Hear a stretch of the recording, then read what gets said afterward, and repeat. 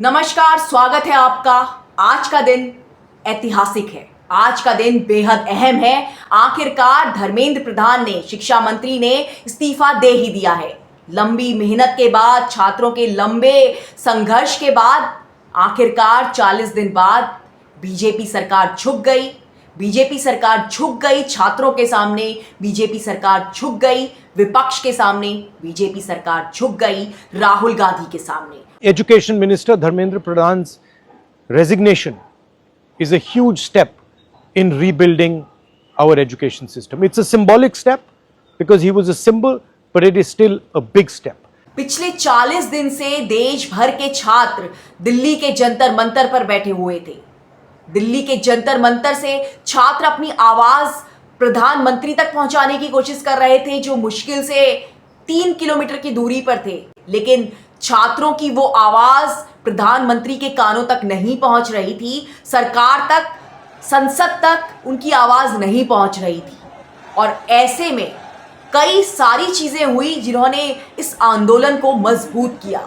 सबसे पहले कॉकरोच जनता पार्टी, जो छात्रों के साथ बनी हुई थी, छात्रों का ही ये गुट है जो कॉकरोच जनता पार्टी है। और ये जंतर मंतर पर शुरुआत से ही जो इसके चीफ हैं अभिजीत दीपके, वो बने हुए थे। और धीरे तो इस पार्टी ने एक शुरुआत की थी सरकार को नींद से जगाने की, लेकिन सरकार इतनी गहरी नींद में थी कि सरकार इन लोगों को सिर्फ कॉकरोच मान रही थी।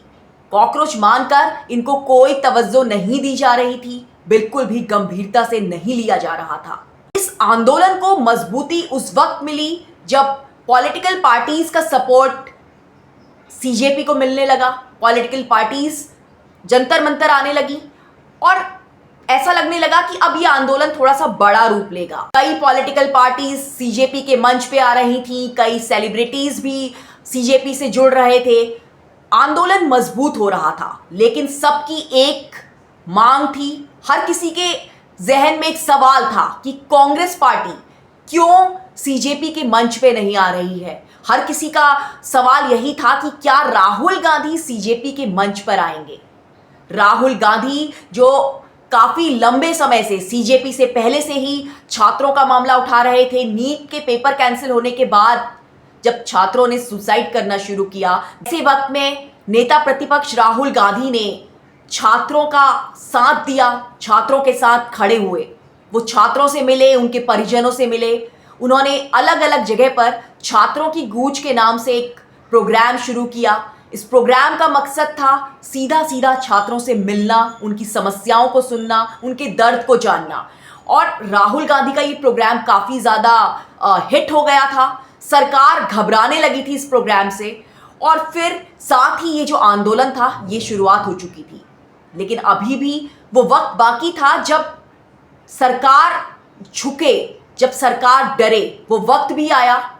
20 जुलाई के दिन जब छात्रों के ऊपर हिंसा हुई तो पूरे देश का खून खौल उठा। और ऐसे वक्त में राहुल गांधी ने एक बार फिर से कांग्रेस की तरफ से प्रदर्शन किया। और ये प्रदर्शन था इस बार प्रधानमंत्री नरेंद्र मोदी के घर के बाहर। प्रधानमंत्री नरेंद्र मोदी के घर के बाहर राहुल गांधी और कांग्रेस के दूसरे नेता मार्च करके पहुंचे और वहां पे धरना देने बैठ गए।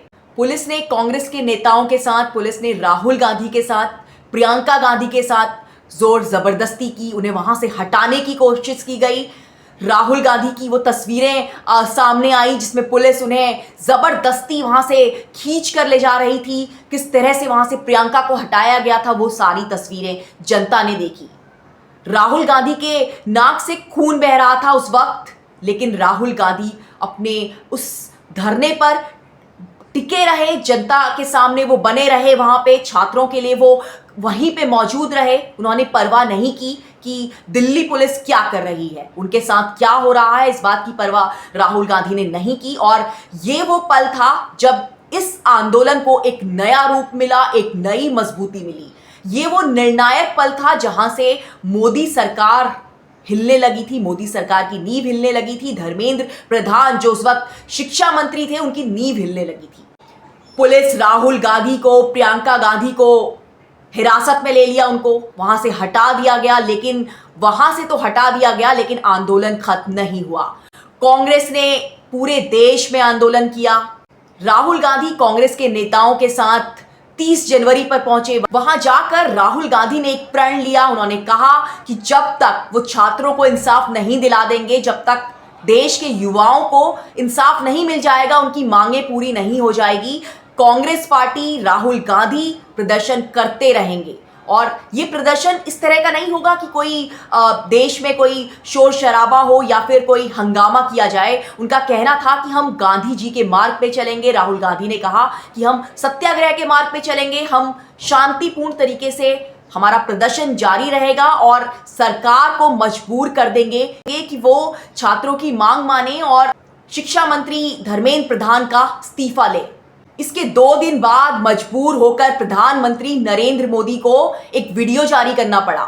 ये कहना पड़ा कि हम छात्रों को लेकर गंभीर हैं, ये बताना पड़ा, मजबूरी में ही सही, क्योंकि अगर सरकार वाकई छात्रों को लेकर गंभीर होती तो शायद वो छात्रों ने सुसाइड नहीं किया होता। जो नीट पेपर कैंसिल होने के बाद जिन्होंने सुसाइड किया था, नीट पेपर लीक होने के बाद जिन्होंने सुसाइड किया था, वो छात्र आज जिंदा होते, उनके माता पिता आज रो नहीं रहे होते।